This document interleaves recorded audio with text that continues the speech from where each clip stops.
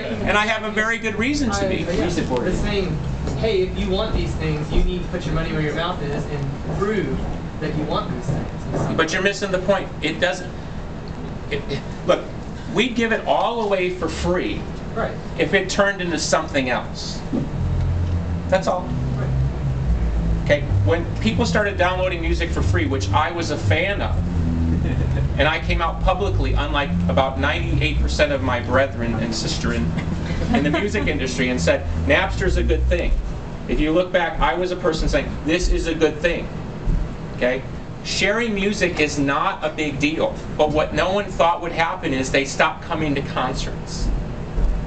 Because something about not paying for something changed in their minds what a band meant represented in the culture. No one could have foreseen that, including me. Which saw a deterioration of the core musical values, which saw the rise of a bunch of shit. Right? I know she's you're like, you're so short, I didn't even see you. Hello. So it's kind of a counterpoint to what one of the people over there was saying about used to go to a bunch of shows, isn't it? For me, it's like the total opposite. I saw you in Oakland, and it was like, blew my mind completely. So I went to the Midwest, saw some shows, here I am, hopefully I'll see you in Boston and whatever. But it's, you know, a lot of the same songs from, you know, each stop, but the way that you guys play on stage together, there's like a certain chemistry that, I mean, if you guys haven't seen any of the shows or video from it or whatever, you're in for a treat. Like, we're hearing a lot of that. You guys totally gel in the way that like you guys interact. A lot of it's just. It's a little bit. It just makes it work. It's a little bit like a play in that, you know, Cats or Rent or something. You try to come up with the best version of it, and then it becomes how well you perform that on a night-to-night basis. That's the way we have to look at it at this point. The other model we can't sustain. It wasn't working. I mean, if anybody saw the documentary If All Goes Wrong, that is the death of that model. And we continued that model on afterwards. It just did not work. We couldn't click. And then we had to kept hearing, well, you're not playing enough hits. So then we started doing some tours where we said, okay, we'll play more hits and see if everybody's happy. It was worse. Because that's not why people go to shows. Yeah. Now that's why idiots go to shows. Idiots go to shows because they just want to see karaoke, and they don't care if there's corpses up there, like. Right? My point to the fan community is, the synchronicity of everything has brought us to this point. What is this point? We have complete control of the archives. Complete and utter control. We can release whatever we want. You want it, we'll figure it out together. Number two, you have a healthy, happy band that has years of new music to make. Yes. Can you properly support that in a Yes. positive, healthy way? That's it. I mean, to me, what could be better? You get everything you would hope for in the past and everything you could hope for in the present. So what's the problem? So that's why I say when you raise the word money, I go like this. Money is the problem both ways. It's the person who looks and goes, why is this worth that? We've got to get out of that consciousness. What really matters is the health and welfare of the band and the health and welfare of the business.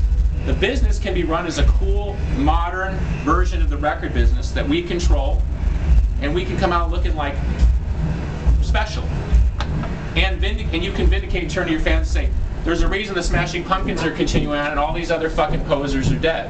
It justifies why you've been a fan all these years. Yeah. But it's an opportunity. But the opportunity is, don't make the same mistake. Don't break down on the $5. Don't you think people have already kind of said, hey, here's what we'd love to see? Like, I know you're probably sick of it, but, you know, the final metric show. Right. People have said, oh, we want to see that desperately. And if you guys, rather than kind of, oh, well, which Melancholy show will release? I just put them all up, and then, you know, that person who went to that show in '96, who hasn't seen another show since. I'll address both points on that, and I should go. Let's start with every Melancholy show. Okay, I'm guessing it would cost us probably $5,000 to $10,000 per show. Now multiply that cost times 150. Okay, so right there you've got a lot of money. $500,000 of investment. Now what happens if we don't get that $500,000 back? I can't go to the fan community and go, hey, you said you wanted this. Bob over there in DC said he wanted it.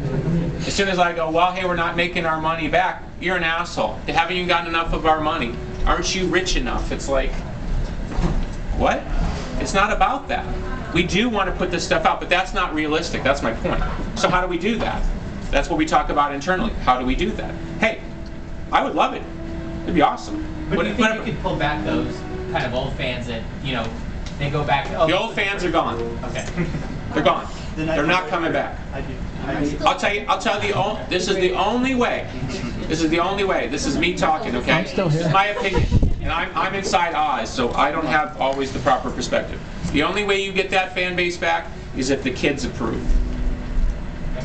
Is if the 20-year-olds decide the Smashing Pumpkins are as valuable as Led Zeppelin or Velvet Underground, just like the previous generation, or now the Beach Boys, right? Yeah. Who, when I was growing up, were like, Beach Boys fucking suck. Not me, everybody around me. Now the Beach Boys are like, oh, great Beach Boys, right? The Pumpkins have to be pushed up to a level where we belong musically, right? That's the only way the old fan base will come back. Because they've got in their heads that this is not an operation where they're going to get satisfaction. And you know what? I don't fucking care.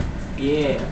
I don't care. Because as I said to a fan backstage during the 2008 20th anniversary tour, if I haven't convinced you after 20 years, I'm not going to convince you tonight, I guarantee you.